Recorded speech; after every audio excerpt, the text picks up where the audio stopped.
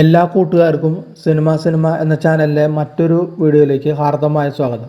മലയാള cinema വ്യവസായം കുതിക്കുകയാണ്. നമുക്കറിയാം, ഇന്ത്യയിലെ മറ്റുള്ള ഭാഷാ ചിത്രങ്ങളിൽ നിന്ന് വ്യത്യസ്തമായി മലയാളത്തിൽ ബോക്സ് ഓഫീസ് ഹിറ്റുകൾ ഇപ്പോൾ കൂടിക്കൊണ്ടിരിക്കുകയാണ്. അപ്പോൾ പുതിയ ന്യൂസ് വന്നിരിക്കുന്നത് വെച്ചാൽ ഇന്ത്യൻ ബോക്സ് ഓഫീസിൽ മലയാളത്തിൻ്റെ തിളക്കം, അതായത് സ്ട്രൈക്ക് റേറ്റിങ്ങിൽ മലയാള ഇൻഡസ്ട്രി വളരെയധികം മുന്നേറിക്കൊണ്ടിരിക്കുകയാണ്.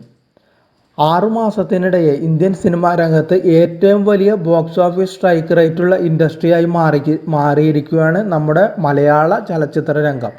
2024 മലയാള സിനിമയെ സംബന്ധിച്ച് ഒരു ബ്ലോക്ക് ബസ്റ്റർ വർഷമാണ്.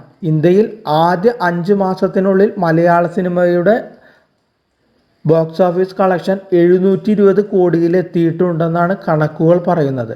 അതിൽ 4 ചിത്രങ്ങൾ 100 കോടിക്ക് മുകളിൽ നേടിയിട്ടുണ്ട്. ഓൾബാക്സ് മീഡിയയുടെ കണക്കനുസരിച്ച് മെയ് വരെയുള്ള 5 മാസങ്ങളിൽ ഇന്ത്യയിലുടനീളമുള്ള 3791 കോടി ബോക്സ് ഓഫീസ് കളക്ഷൻ ഉണ്ടാക്കിയ അതിൽ 19% മലയാള സിനിമകളുടേതാണ്. മലയാള സിനിമകളിൽ മഞ്ഞുമ്മൽ ബോയ്സ്, ആടുജീവിത, ആവേശം എന്നിവ ഈ കാലയളവിൽ രാജ്യത്തെ ഏറ്റവും മികച്ച 10 കളക്ഷൻ സിനിമകളിൽ ഉൾപ്പെട്ടുവെന്നതും ഓർക്കാഡ്സ് മീഡിയ റിപ്പോർട്ട് ചെയ്യുന്നുണ്ട്. പ്രേമലുമാണ് മലയാളത്തിൽ നിന്ന് 100 കോടി കടന്ന മറ്റൊരു ചിത്രം. ഹിന്ദി ഉൾപ്പെടെയുള്ള മറ്റ് ഭാഷകളിൽ ദുർബലമായ ഉള്ളടക്കങ്ങളുള്ള ചിത്രങ്ങൾ വരുമ്പോൾ വൈവിധ്യമാർന്ന ഉള്ളടക്കങ്ങളാണ് മലയാള സിനിമയുടെ വിജയത്തിന് കാരണമെന്നാണ് വിദഗ്ധർ പറയുന്നത്.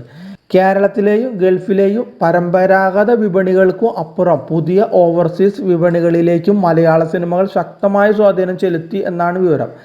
അതേസമയം ആഗോളതലത്തിലെ കണക്കുകൾ നോക്കിയാൽ മലയാള സിനിമ ഇതിനകം 1000 കോടി നേടിയിട്ടുണ്ട്. ഇത് ആദ്യമായാണ് മലയാള സിനിമ ഇത്തരം ഒരു നേട്ടം കൈവരിക്കുന്നത്. ആഗോളതലത്തിൽ ഇതുവരെ 1000 കോടിയുടെ കളക്ഷൻ മലയാള സിനിമ നേടി എന്നത് അത് പുതുവർഷം പിറന്ന് വെറും 5 മാസത്തിനുള്ളിലാണ് എന്നത് പ്രത്യേകം ശ്രദ്ധിക്കേണ്ടതാണ്. അത് 1 തൊട്ടിട്ട് ഏകദേശം 13 വരെയുള്ള സ്ഥാനങ്ങളുള്ള ചിത്രങ്ങൾ നമുക്കൊന്ന് നോക്കാം. അതായത് മഞ്ഞുമ്മൽ ബോയ്സിൽ ഏറ്റവും മുമ്പിൽ 242 കോടി, ആടുജീവിതം 158 കോടി, ആവേശം 156, പ്രേമലു 136 കോടി, വർഷങ്ങൾക്ക് ശേഷം 83 കോടി, ബ്രഹ്മയുഗം 58 കോടി, ഗുരുവായൂർ അമ്പലനടയിൽ 42 കോടി, എബ്രഹാം ഓസ്ലർ 40 കോടി, മലൈക്കോട്ടെ വാല് 30 കോടി. അങ്ങനെ പോകുന്നു അതിൻ്റെ കണക്കുകൾ. മലയാള സിനിമയുടെ ഈ വർഷത്തെ ആദ്യ പാദത്തിലെ വൻ വിജയം സംബന്ധിച്ച് നിർമ്മാതാവ് മുകേഷ് ആർ മേത്ത ഇക്കണോമിക്സ് ടൈംസിൽ പറഞ്ഞത്, മലയാളത്തിൽ ഇപ്പോൾ ഇറങ്ങുന്ന ഓരോ സിനിമയും മറ്റൊന്നിൽ നിന്ന് വ്യത്യസ്തമാണ് എന്നതാണ്. കണ്ടന്റിൻ്റെ ആവർത്തനമില്ല എന്നത് മലയാള സിനിമയിൽ വളരെയധികം സഹായിച്ചിട്ടുണ്ട്. സിനിമാ പ്രേമികൾക്ക് വ്യത്യസ്ത സിനിമകൾ കാണാൻ ആഗ്രഹിക്കുന്നു. തമിഴ്, തെലുങ്ക്, ഹിന്ദി എന്നീ ഭാഷകളിൽ ഗംഭീര ചിത്രങ്ങളിൽ ഒന്നും റിലീസാകാത്തതും മലയാളത്തിന് ഗുണം ചെയ്തു.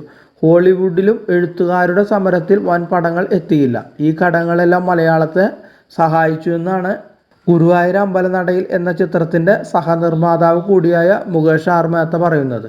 ഓർമാക്സ് റിപ്പോർട്ട് അനുസരിച്ച് 33% വിഹിതമുള്ള ഹിന്ദിക്ക് പിന്നിൽ ആഭ്യന്തര ബോക്സ് ഓഫീസ് വരുമാനത്തിൽ ഉയർന്ന 2ാമത്തെ അനുപാതം തെലുങ്കിനൊപ്പം തന്നെ മലയാളത്തിന് സ്വന്തമാണ്.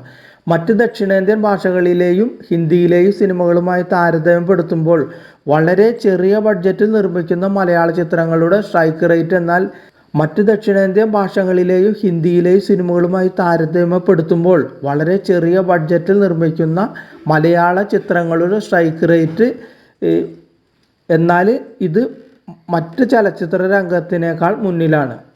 എന്നാൽ 2024 2ാം പാദത്തിൽ തമിഴിലും തെലുങ്കിലും വലിയ ചിത്രങ്ങളാണ് എത്തുന്നത് എന്നതിനാൽ ആദ്യത്തെ 6 മാസം മലയാളം നിലനിർത്തിയ ആധിപത്യം തുടരാൻ സാധിക്കുമോ എന്ന് വ്യക്തമല്ല. പക്ഷേ കൂടുതൽ നല്ല കണ്ടന്റ് കേന്ദ്രീകൃത സിനിമ കാഴ്ചയിലേക്ക് പ്രേക്ഷകർ എത്തിയെന്ന നിഗമനത്തിൽ മലയാളത്തിന് വലിയ സാധ്യതകളാണ് ഇന്ന് ഉള്ളത്.